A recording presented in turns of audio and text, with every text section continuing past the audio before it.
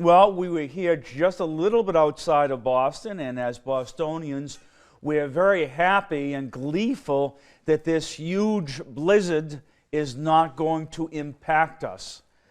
I happen to be on the South Shore in the lovely town of Marshfield in Ocean Bluff, right on the water, by the way, in case I had mentioned that before to you folks. And where I think predicted to get maybe 1 to 3 inches of snow. With your prayers, we're going to get no snow whatsoever. That would be greatly appreciated. Please pray for those people in Washington, D.C. and Virginia and those other areas who are going to get hit by 2 feet of snow. We recently remember what that was like. It was not a pleasant experience. So thank you for those prayers. You know, they say it's a man's world, but it isn't very easy being a man at times.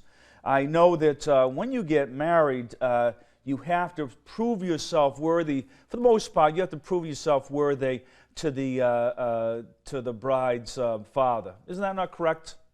Exactly.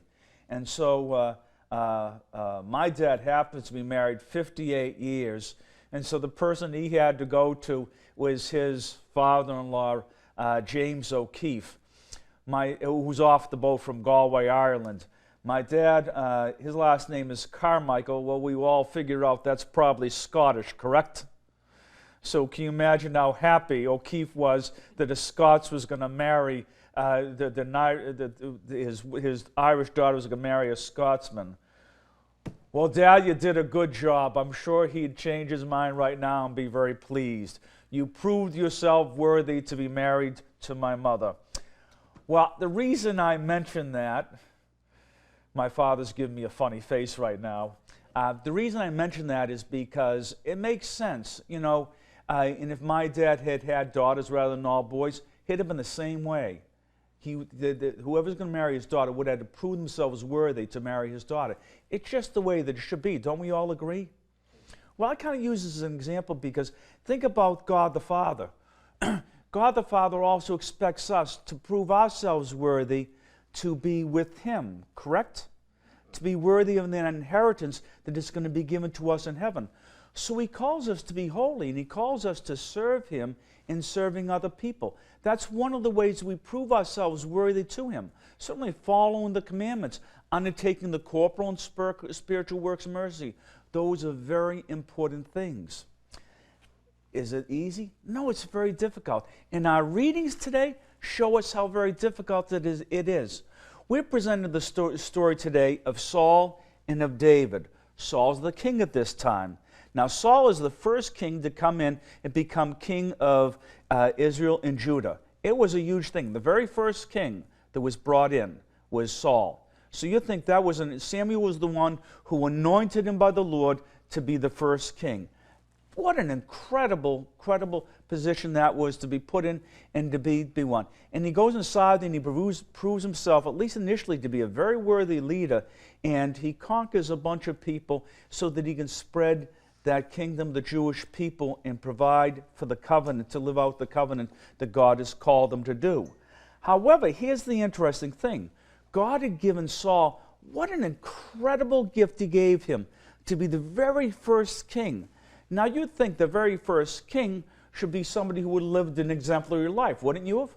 You would have thought that you would have seen this guy, Saul, and said, do you know what? I see why God chose him to be the first anointed king, because he was good, holy, and he cared for his people, and he took care of them. But in our reading, we don't hear that, do we? In our reading, we hear how he gets very jealous of David, who slew all the Philistines. Remember that story? He slew them. He slew tens of thousands, where Saul himself had only slain 1,000 of them. And so he gets very, very envious of it. And what does he do? He seeks to go off and to kill this man. One wonders about that, how hypocritical that is, and how it was the devil weaved himself inside there to get him through jealousy. Then we come to our gospel today, and say the gospel today, we have the Pharisees and the Herodians. Remember, the Herodians would be Herod's people. Herod wanted to get rid of Jesus when he was a little baby, still wants to. And he was brutal to all the Jewish people, including the Pharisees. But we see in the end of the reading what happens. The Herodians and the Pharisees come together to plot to get rid of the Son of God, the truly anointed one, the Christ. And how did that happen? How could they ever come in together to want to work together? Because of jealousy. That's how that happened. You know, we can be the finest people, but today's message tells us the devil can get at us, and a lot of times it's through being jealous of what other people have and what we don't have. And I think the greatest sin there is not thanking God for the great things that He's given to us. So as we hear these readings today, maybe that's what we're going to do. We're going to ask ourselves, am I jealous? All right? And how do I counter that?